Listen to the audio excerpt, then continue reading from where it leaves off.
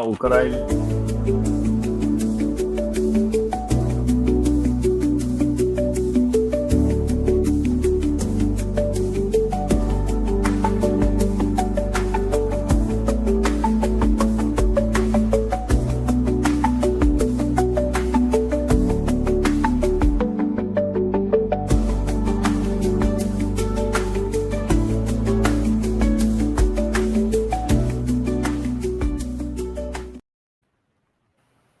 Assalamualaikum. Eynek ekran görülmeleri programımız hoş geldiniz. Eşetkasım hoş geldiniz.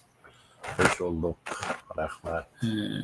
Aldın kaptadaki programı dinkin nayet yaxşı görülüp turgan başqaça bir, yeniçe bir suallar bilen aldığınlar turupdimiz. Hem de bizim programını başlap kessek. Hem de eşetkasızmı ma bu? Chet eldeki yoki Tayvandagi bo'lsin, Xitoy tashkilotlari bilan tunuysiz ham munosabat qurgan ba'zida o'sha anonimlarga qatnashib tursiz programmalarga degandek. Endi bu chet eldagi Xitoy tashkilotlarining umumiy ahvoli to'g'riliq azroq bir tushuncha beramsiz. Buldu. Bizningki Uyg'ur davoyimiz mayli biz e'tirof qilaylik qilmaylik bir uchi bu Uyg'ur davanın Xitoylar bilan tutishidir. To'g'ri. Chunki biz mustaqillikni Xitoydan olamiz.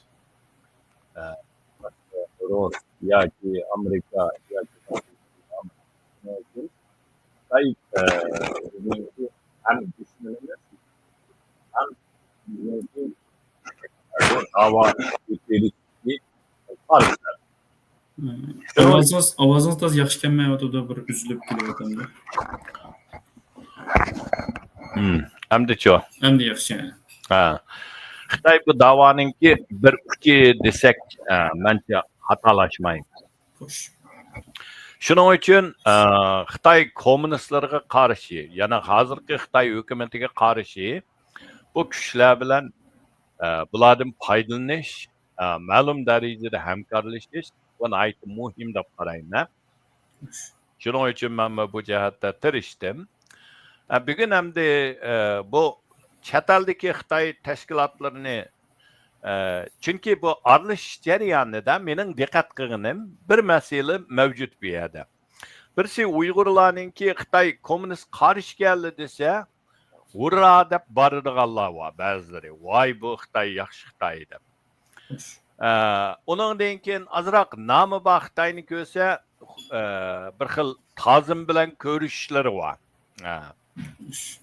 O'zini yo'qitib qo'yadigan, xuddi bir Xitoy bilan birga bir bo'lsa, bir Uyg'ur davosi boshqacha bo'ladigandek. Ularni ilki cho'ng ko'rish bor. Yana bir xili hamda butunlayla rad qilish, va Xitoydan hech qanday nima umid kutmaslik kerak. Ular bilan so'zlashning hojati yo'q. U bu deb butunlay bu Xitoyga qarshi kuchlarni Xitoy kuchlaridan rad qilish. Menimcha bu ikkilisi ikki xil muomala bo'lmaydi. Biz bu yerda Xitoyning tarixi ayirib, ularga qanday muomalada bo'lishini bilishimiz lozim. Şahsen benim göz karşımda chet eldeki Xitoy gruplarını ben asasen 6 türge bölüme. Xo'sh.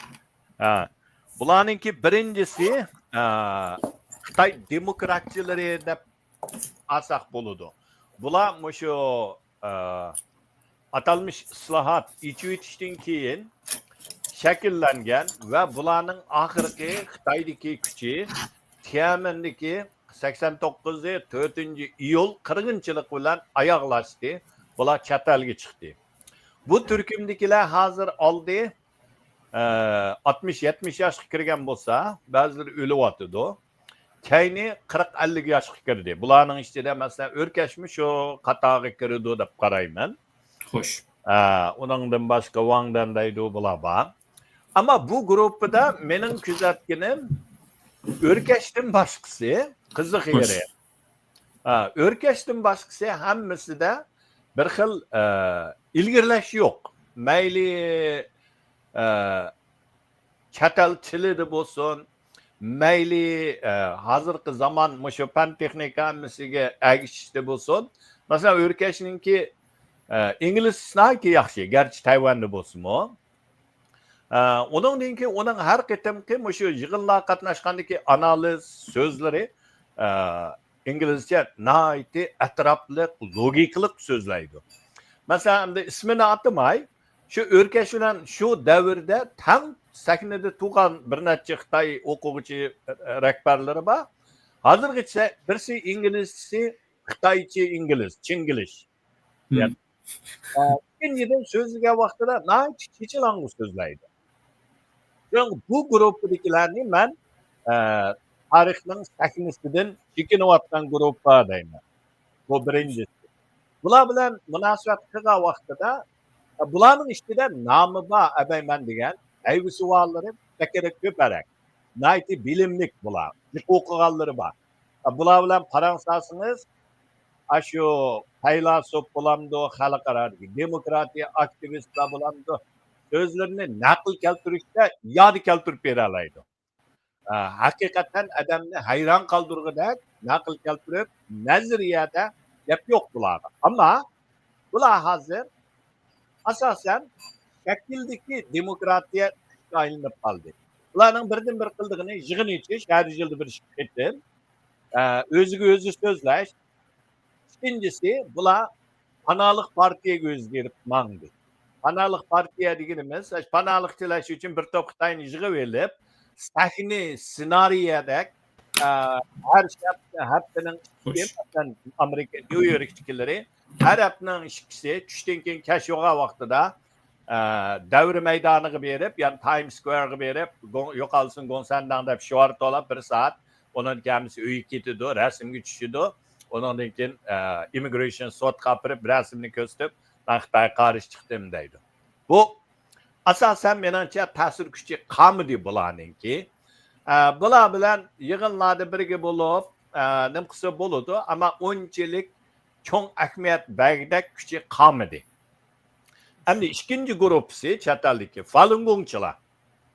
Bular nayt kuchlik hozir.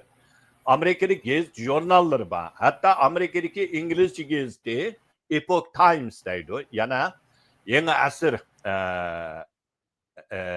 degan gazetda endi Epoch degan asr, yangi asr Epoch Times yoki asr gazeti desak bo'ldi.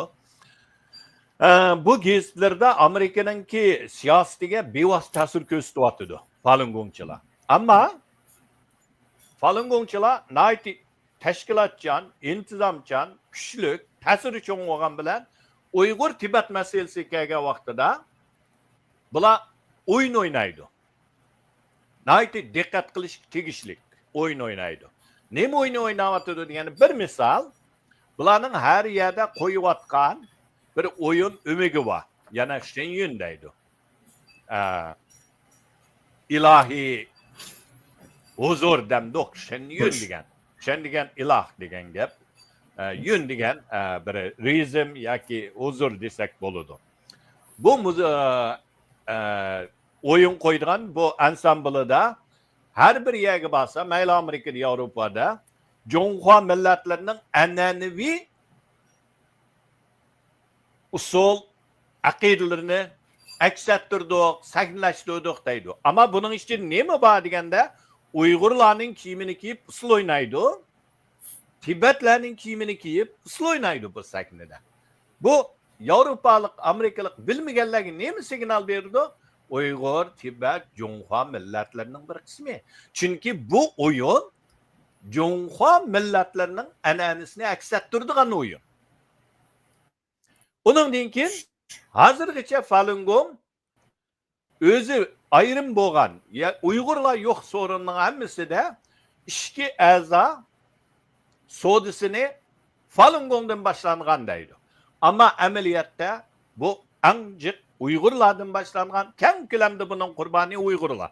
Ammo buning hozirgi chet eldagi asosiy bu tarafdagi hikoyani aytishda bu Falun Gongchilar oldiga o'tib ketdi.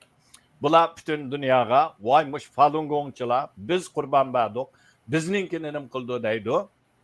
Bire Uygur qo'shilib qolsa, Uyg'urlar bor deydi. Bo'lmasa, buni demaydi. Bu tashkilot bilan hamkorlashishga bo'ladi, ammo prinsipal masalalarda ching turishimizni talab qiladi. Üçüncü turkumdagi yarasti Hristiyan din tashkilotlari, ya'ni guruhlar, jamiyatlar, chirkovlar. Bular har bir guruhga o'zining ayrim chirkovlari bor. Bularning g'arbda ta'siri nihoyatda kuchli. Nihoyatda kuchli. Xitoyning chegarasi ichidami bularning ma'lum darajada ta'siri bor. Masalan, biz Taylanddagi Uyg'urlarni 10 yilgacha eklenmedi Xitoyga ketdi 11 yil bo'lganda. Ammo 2 yilning oldida Shenzhendan keçip chiqqan 100 necha oila balları var. Hammasini qo'shib kelsa 200-300 ga yaqin boradigan. Xitoy yarasti chirkov tashkilotininki Tayland keçip berib 1 yildan keyin Amerikaga, ya'ni 2 yilning 1 yilmi, 2 yilning oldida 100 berdi. 2 aeroplan bilan bevosita Amerikaga keldi. Taylandda ular aran 2 yil turdi. Aeroplan bilan bevosita Amerikaga keldi. Biz Amerika'da güçlükmü? Uygur davası güçlük. Ama 11 yılgacha Uygurlarni akep bulanmadı. Xitoy aketdi. Bular güçlük. Endi bularning mı bir mesele bular bilan birga bo'ldigan vaqtida e'tiqodda hech qanday chatoq yo'q. Hamma odamning diniy erkinligi bor. Ama bularmi Uygurlarning mustaqilligini qanchalik qo'llaydi? Hech qachon aniq bir pozitsiya bildirib baqqani yo'q. Bu diniy tashkiloti yana. To'rtinchisi yangidan chiqqan, ya'ni 1-2 yildan hozir yana yo'qolib menayotgan Go'nguyninki tashkilotlari. Go'nguy chiqdi, go'kirab, bo'ron chopqunlar bilan xuddi Xitoyni at o'raytma, o'gin o'raytma degandek har xil faoliyatlar bilan hatto Uyg'urlarmi agashganlar bo'ldi. Ammo Go'nguyninki tashkilotida degan hech qachon yengilik bo'lib boqmagan. Masalan, ba'zi Uyg'urlar hayajon bilan "Voy, Go'nguy Uyg'urlarning zulmini alayda tonatdi." Nemini alayda tonatdi? Men birisidan savol so'radim. Masalan, Go'nguy dedi, Uyg'urlarni tirik ko'mbetidi deydi. Maynur Qasimning yozgan yoki har qanday bir Uyg'urning yozgan Sharq Turkiston 2. Cumhuriyetining tarixini o'qisa, masalan, Qo'rg'osni ozod qilgan vaqtida, ag'a vaqtida, Qo'rg'osdagi bir qidiqning ichiga necha yuz Uyg'urni tirik ko'mbatgan. Bu yangilik emas. Uyg'urni Xitoylar tirik ko'mbatyaptini bu Xi Jinpingdan emas, yoki Gongsandangdan emas, Kuomintangdan vaqtini tortib Uyg'urlarni tirik ko'mbatdi. Bu yangilik yo'q. Uyg'urning ish jazosini ne dedi Go'nguy? Bu yangilik mi? Bu mu yangilik emas? Go'nguy chiqmagan vaqtida Angliyadagi Anvar To'xti buni da'vatqini 15 yil bo'ldi. Bu yerda bu mu yangilik emas? Uyg'urlarni keng ko'lam tutyapti. Bu mu yangilik emas? Hukumatning chiqqan. Shuning uchun bu turkumdagilarmi Go'nguyning tashkiloti bularmi hozir yo'qotmayapti. Ammo azroq ta'siri bor. Qaldoqlarning o o'zi turmida hozir. Aqibati qanday bo'ldi biz bilmaymiz. Ammo lekin mening his qilganim hozirgacha buning agash kuchilarininki xabarlarini atalmış, yağan yavdaq o'saklarni namina to'shib yurgan Uyg'urlar yana az emas. Yana az emas. 5-turkumdagi Xitoy guruhlari yana oq qog'oz bir avlod deydi, Bayju Yitay deydi. Bu 2 yilning oldidagi Urumchidagi o't optining tufaylidan Urumchida Uyg'ur oilasi shehid bo'lgandan keyin, qurbonlik bergandan keyin Xitoylar Covidga ishlatgan siyosatiga qarshi namoyish chiqishi bilan bir kechada hamma Xitoy ozod bo'ldi. Buningda hamda oldida rol o'ynaganlari yosh Xitoy yoshlari, qiz o'g'il yoshlar bor. Bularning ichida chatalga kaynini Xitoy hukumatining ruxsati bilan chiqqanlar xeyli ko'p. Bu Xitoylar chiqib, mening biladiganim bir nechasi Uyghur davasıga bevosita qarshi chiqdi. Demak, bu guruhdagilarning mo naiti o'sharlik bilan bularningki aq ko'rinishini, kim o bular? Nima qilmoqchi? Nega bormoqchi? degan bu savollarni so'rab, bu yerda nima qilsa bo'ladi deyman. Ammo bu guruhga yangidan shakllanayotgan, yetilayotgan. Bularning ideyasi bir qadar ko'ni Xitoylarningga qaraganda o'chqaraq.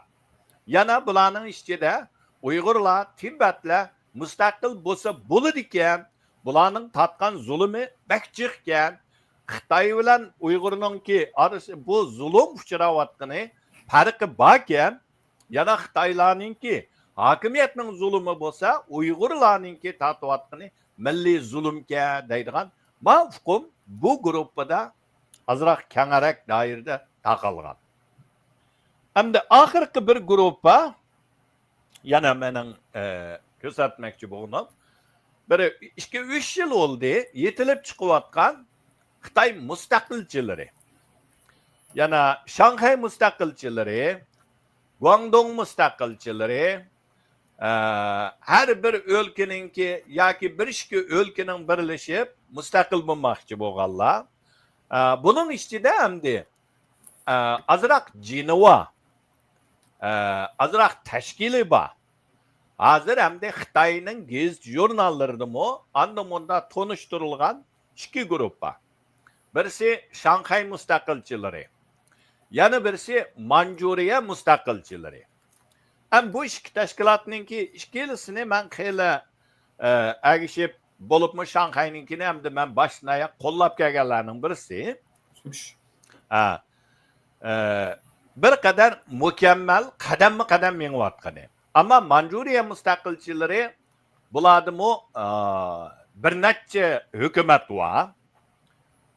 Xuddi azroq o'xshab qoladi.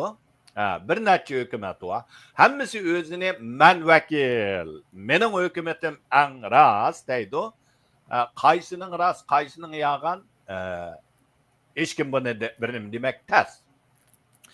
Bu guruhdagilarning ichida o'sha Shanxay mustaqilchilari bilan Manju mustaqilchilari hamda xalqaro sahnada bir qadar ko'rinishga boshladi. Masalan, Shanxay mustaqilchilarininki hikoyasini Wall Street Journal'da berdi. 2020-21 shu Shanxayni Covid bilan butunlay pechatlagan vaqtida Manjuriyaninki mustaqilchilari Koreyaning, yana Janubiy Koreyaning parlamentida birinchi qitimliq yig'in ochdi. Yaponiyada yig'in ichib bu qilyotdi. Bularmi hamda siyosiy sahnada xeyli ko'rinarli.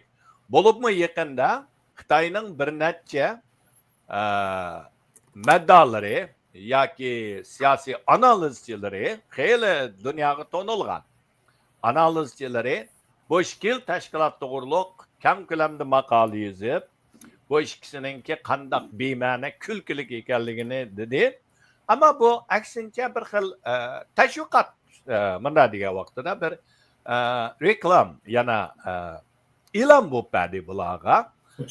Texnik ko'p odamlar bo'ladigan. Umumiy jihatdan men Xitoyninki chet eldagi guruhlarni, yana Xitoy hukumatiga qarshi kuchlarni shu 6 guruhga bo'laman. Bu ikkisining ichida hozir biz ba'zi vaqtlarda amal yo'q birga o'tiradigan yoki aktivlik bilan birga o'tirib qoladiganimiz koni demokratchilar, yana Tiananmen o'quvchilar harakatda qatnashganlar, Falun Gongchilar, yarasti din, xristian din jamiyatlari. Bular bilan aralashgan vaqtida mening deydiganim Uyg'urlarning prinsipida ching turishimiz kerak. Bizning prinsipimiz Sharq Turkistonninki mustaqillik huquqi muqaddas. Xo'sh. Bu muqaddas huquqdan biz voz kechmaymiz. Har qanday vaqtida buningda prinsipda ching turishimiz lozim deb qarayman. İkinci sual batı şunun cevap Ha. kit bardı. Ben şunu soru eteyim. Hem de 6 türlük Xitay çetelki teşkilatlarına bir beraber sanap öttüğünüz, düşündürüş bədiniz degендek. Hem de bu Xitay teşkilatları bilen hemkarlaşkılı bulamdı. Hemkarlaşkılış bulup kalsa kandagarak yol tutuş gerek. Qaysylar bilen qaysı şekilde hemkarlaşkılı buldu. Hem de bazılarga biraz cevap vergendek boldunuz. Hem de Boldu. hoş. Menimce bununla cevap iniq bo'lish kerak. Yana keskin aytmam, chet elda biz bular bilan hamkorlashishimiz lozim.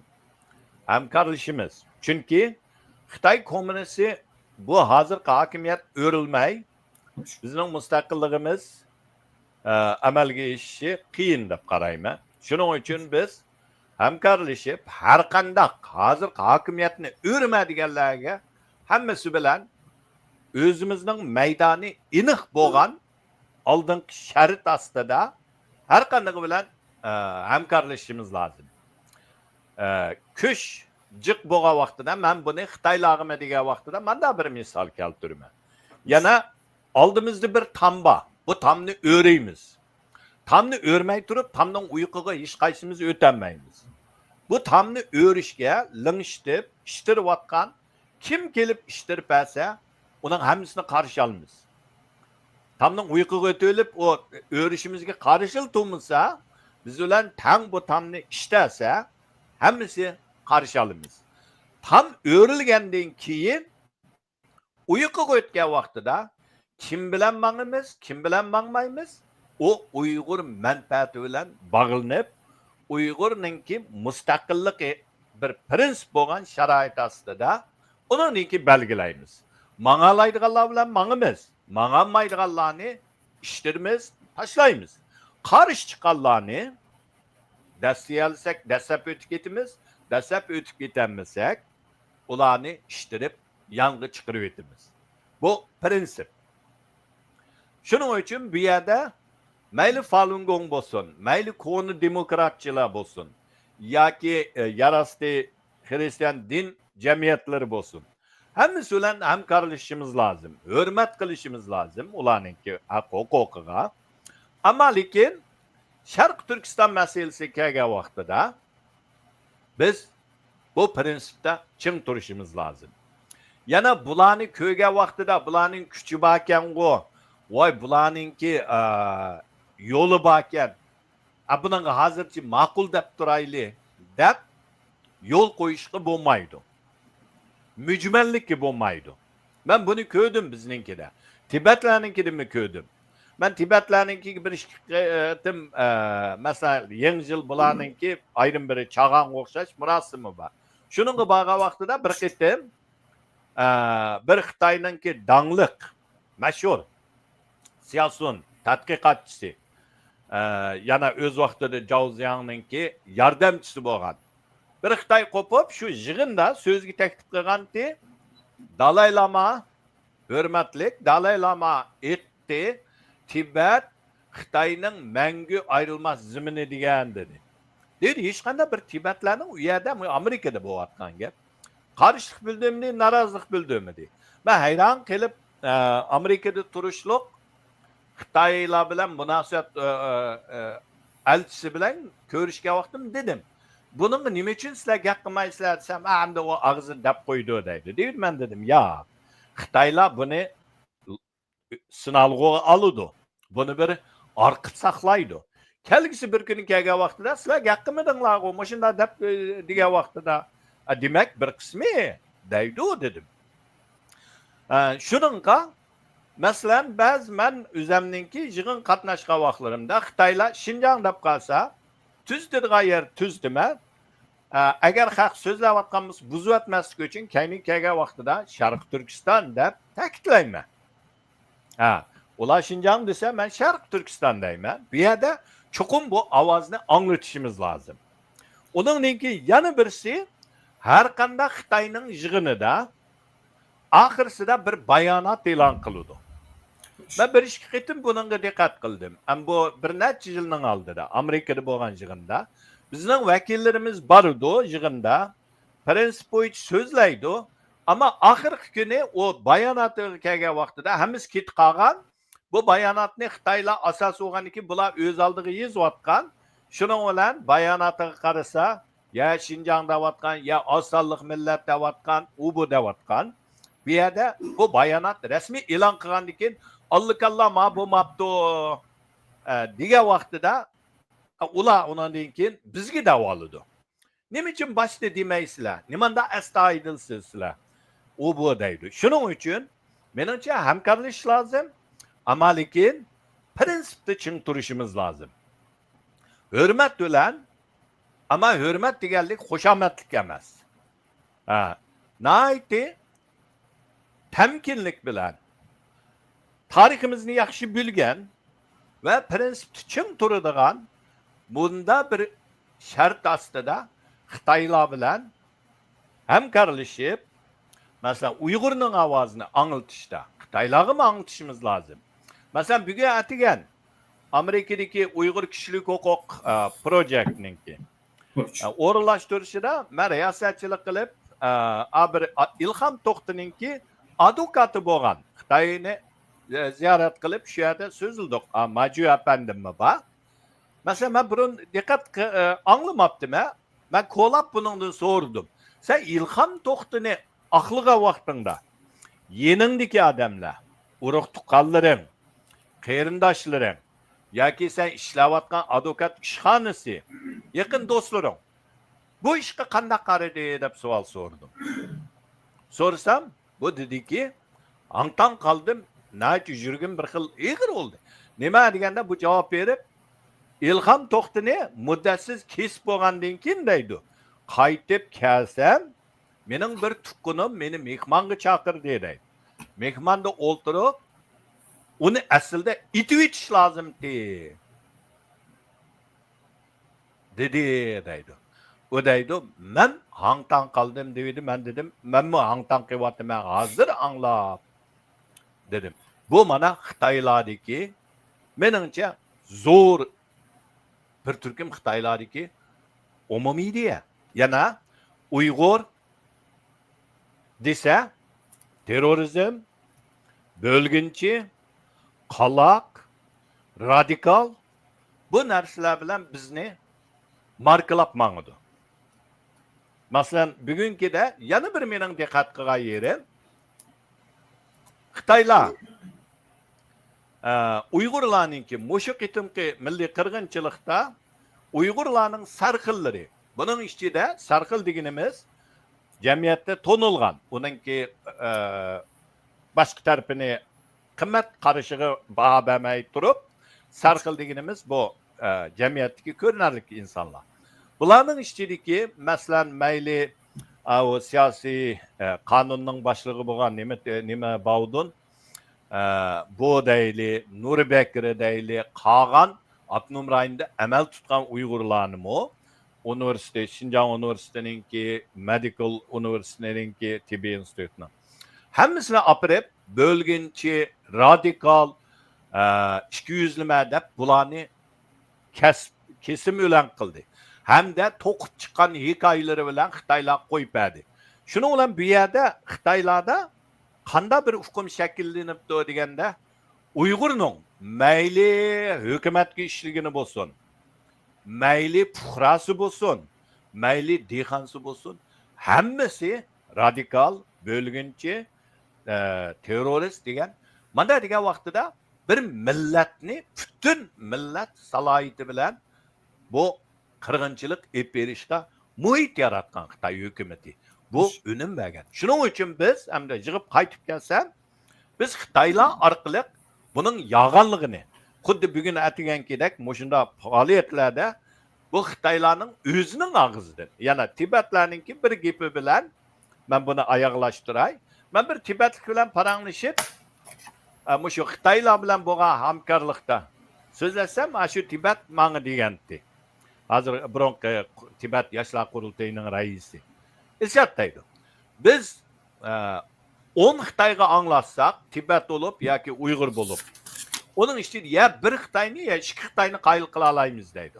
Chunki bizning salohiyatimiz ya Tibet ya Uyg'ur bo'lgandikilar u oldi bilan mudofaa turdi deydi. Har qanday gapimizni gumon bilan qaraydi. Yoki o'zininki shakllanib bo'lgan isbotlari bilan bizni qarshi turishga o'tdi deydi. Ammo bir Xitoy berib Tibetlar undaq emasga, Uyg'ur undaq emasga desa, bu u Xitoyning gapini anglab boqadi deydi. Hattoki ba'zi vaqtlarda qoyil bo'ladi. Shuningga bir Xitoy 10 Xitoyga berib desa, az deganda bir 3-4ni, hatto ba'zi vaqtlar 5-6sini qoyil qila oladi. Shuning uchun biz Xitoylardan foydalanib, bularning og'zi orqali bizning maqsadimizni, prinsiplarimizni, madaniyatimizni, e'tiqodimizni tushundirish lozim deydi. Shuningga yig'inchoqlab aytganda hamkorlashimiz, ammo prinsipda ching turib, buningdan tavranmay, bakmo xushomatga o'tib ketmay, bakmo ishtirib o'tmay, nihoyatda tamkinlik bilan o'zimizning davosini shularningki sakinlardan foydalanib, ularning og'zi orqali anglitishimiz bu meningcha biz uchun yana bir majburiyat. Rahmat. Endi nima deymiz? Bu chet ellik Xitoy tashkilotlari bo'lsin, biroq tushuntirib o'tdingiz, ulardan qandaq hamkorlashish yoki qandaq shaklda hamkorlasha olamiz. Lekin bular bilan hamkorlashgan chog'da milliy manfaatimizni hargiz yerga qaratib qo'ymagan shaklda qilishimiz to'g'riliq yaxshi fikr bergan bo'ldingiz. Undan belak endi hozir xalqaro bo'layotgan qiziq nuqta deb bo'lganimiz nima deymiz, nazaringiz bekor tatgan ishlar bormi? Shuni qatamisan qo'shib qo'ydik. Vaqt munosabati bilan 2-3 minut. Xo'sh. Hozirgi eng keskin bo'layotgani Ukraina bilanki Rossiyaninki tinchlik plani, Amerikaning sungan nusxasi va Rossiyaninki va Ukrainaning. Bugungi eng yaqin xabarga men boshida o'ylagandim. Ukraina u aslidagi nusxani 29 moddalik uni qabul qilolmaydi. Chunki uni qabul qilsa Ukrainaning 3 yilning izi bu yerdan epag'an butun kurash hammasi nol bo'ladi. Har qanday bir Ukrainaning prezidenti o shartlarni qabul qilsa, o Ukraina tarixida xoin bo'lib nom bilan qolib qoladi. Shuning uchun uni qabul qilolmaydi deb o'ylagandim. Men o'ylagandek, bundan kun Zelenskiy xalqiga so'z chaqiriq qilib, aniq dedi. Bizda ikki yo'l bor tanlash hozir deydi. Birisi nomusimizni qarib qo'yib, tiz pikandek bu shartni qabul qilish deydi. Yana birisi bizning eng kuchli ittifoqdoshimizni ranjitib qo'yib, g'urur bilan bu kurashni davomlashtirish deydi. Ammo o'nchilik yagi ketmadi. Yevropa Birligininki tirishchanligi bilan Amerika bilan qayta bugungi xabarda butun o 29 modda hammasi o'zgartirilib, Ukrainaning talablarimi o'tirib qo'yilgan, kirgizilgan. Shuning bilan Rossiyaning hozir degini bugungi xabarda buni biz qabul qilmaymiz debdi. Shuning bilan meningcha bu tinchlik 29 moddalik tinchlik amalga yaqinda yana osholmaydi. Chunki bu yerda Rus cho'qim urush maydonida cho'ng ziyon tortish lozim. Hozir iqtisodda ziyon Rusga. Obro'y jihatdan tushib ketdi. Bironamda dunyoda ikkinchi cho'ng harbiy kuchdatdi. Hozir o ikkinchi kuchdan tushib, hozir Xitoyninki kaynida Xitoyni dada deb yashayotdi. Aram mengyotdi. Shuning uchun bu yerda Rus ammo urush maydonida ilgirlab mengishi odam kuchi ustunlikni egallaydi Ukrainaga selishtirgan. Qurol yaraqda yanala Ukrainaga qaraganda ustunlikni egallaydi. Shuning uchun Yevropa asos bo'lib bu urush yana 1-2 yil davomlashib, Rus faqat urush maydonida hech kimga erishamagan vaqtida uningdan keyin Ukrainaning talablariga kelib, balki Ukraina hamma zaminni ololmaydi. Ammo lekin tinchlikni amalga oshirib, ham Yevropa bilan bo'lgan yaqinligini texmo zichlashtiradigan bir xil usul bilan hal bo'ladi deb qarayman. Endi Krimni qaytarib elishi natayin deyman men Ukrainaniki. Krim balkim Rusning qo'lida qilib qelish ehtimoli cho'ng. Masalan, Amerikaning bir dаңlıq tarixçisininki men birovmi degan bu to'g'riliq. Bir taklifi bor. Krim masalasini 50 yil tashlab qo'yish. 50 yildan keyin Rossiyadami yangi rahbar, Ukrainadami yangi rahbar, odamlarning kallasi almashgan bir avlod. Ondan keyin Krimliklarning o'zininki arzusi bilan qaysi tarafga qo'shilaman desa, shu tarafga kiradigan bir xil ovoz bilan hal qiladigan mushunda masala. Menimcha shu bir yaxshi usul deb men shunday qarayman. Shunga yig'inchoqlab etsam, Amerikaninki ba'zilar Amerikaning o'zining taklif etdiği deb deydiganlar bor, 29 modellik tinchlikni. Amerikaning bu aslida bizning emasdi degan gapmi chiqdi. Masalan, 2 kundan oldin Marco Rubio efendim bu Rossninki taklifi faqat biz Ukrainaga Rossning taklifi deb yetkizdik, Ukrainaninkini Rossga yetkizdik deb tushundirganmi bo'ldi. Ammo lekin bu 29 modda mumkin emas. Ukraina qabul qilinmaydi. Bu urushmi menimcha bir yilmi tugamaydi. Kelar yili tugishimi natayin. 2027-si Asiyada yana bir urush bo'lish ehtimoli cho'ng. Buni keyin so'zlaylik. Mening farzimda Tayvanning masalasi 27-si yil oxiri o'sha vaqtlarda portlaydi deb qarayman. Uni keyin tushundiray. Yig'inchoqlab aytganimizda shu. Bu 29 modda hal qilinmaydi. Rahmat. Hürmetli görürmenler, bu haftadaki ismi şerhiç oldu. Kıymetli vaxtınlarını ayırıp sizge Allah bergenler. Köpten köp rahmet. Bizning qo'shib edishinglarni, inkaslarlarni bildirishinglarni, savollar bo'lsa, so'rab qo'yishinglarni umid qilamiz. Ejodga sizga rahmat, vaqtingizni ajratdingiz. Sizga rahmat. Ekran oldidagi qarindoshlarga rahmat. Hammanglarga rahmat. Görüşeceğim, Allah emanet. Allah'a emanet.